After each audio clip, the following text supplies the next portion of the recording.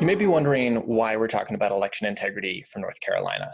After all the news has covered Russia, potentially Iran, potentially North Korea, basically foreign nation state actors attacking our elections. And we talk about the election that was attacked, we talk about 2016, which was a presidential election. Now, wasn't that federal? Wasn't that the entire country? Why do we have to focus on this state in particular? The issue is, just like all politics is local, all elections is local too. There are over 10,000 election jurisdictions in the United States. In North Carolina, all 100 counties run their own elections that then feed into state results and national results. In order to focus on election integrity and election security, we need to focus not only on this state, but also on every single one of the counties. One of the concerns about election integrity, which is people's basic faith in the proper outcome of the election, as well as the proper running of the election, is that it has a domino effect. It doesn't matter that if something goes wrong in Florida, that people in North Carolina will still distrust their own election. When it was reported that the Illinois voter registration system was hacked in 2016, national polls showed that people in other states thought that their own voter registration systems were less secure. One solution to this is to focus on information to provide to readers so that they know that there is sort of an atomized system between states and sometimes between counties, depending on the election system, to show that a problem elsewhere doesn't mean that there's a problem at home. Now, North Carolina has faced its own issues that have caused some skepticism around the state and around the country. So North Carolina is a key state to focus on. First of all, it is one of the largest swing states in the country. Second of all, it had a problem in 2016 that garnered national attention for potential hacks on the election integrity in Durham County.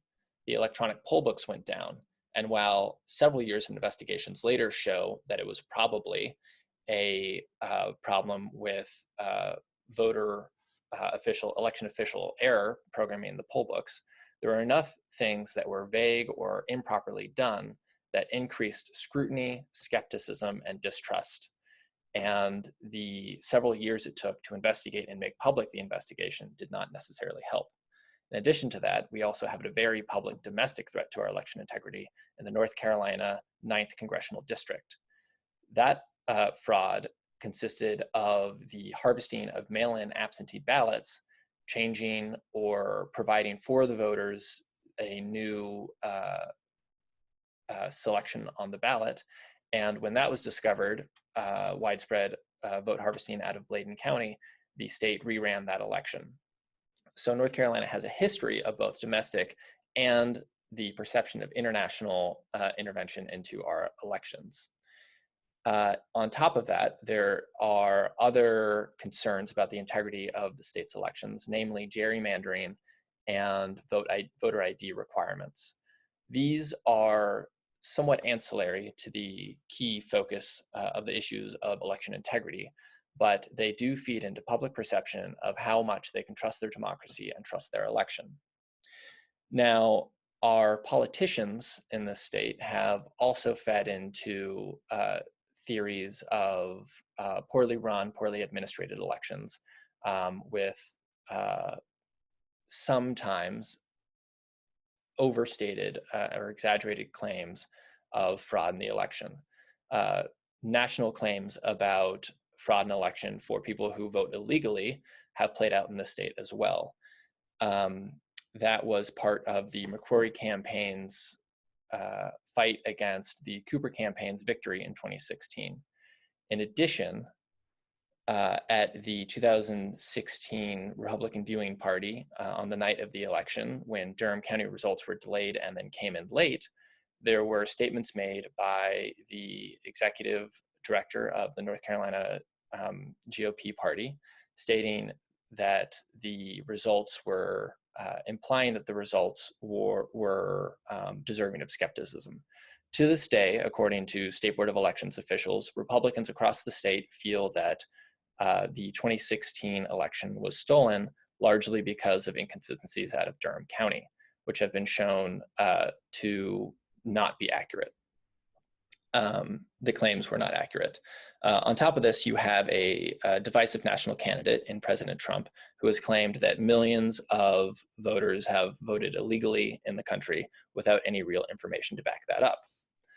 One of the key problems with these kinds of claims that inflame already existing doubts and skepticism about the integrity of our election system is that they lead to people feeling that the outcomes are not legitimate.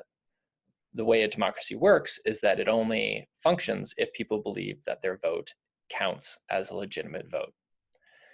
The other problem in North Carolina is that we see this political violence feeding political distrust leading to political violence.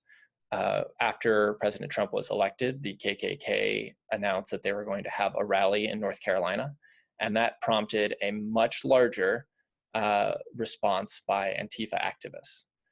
There have been other smaller interactions between right-wing conservative and white supremacist groups and Antifa and anti-racism activists around the state.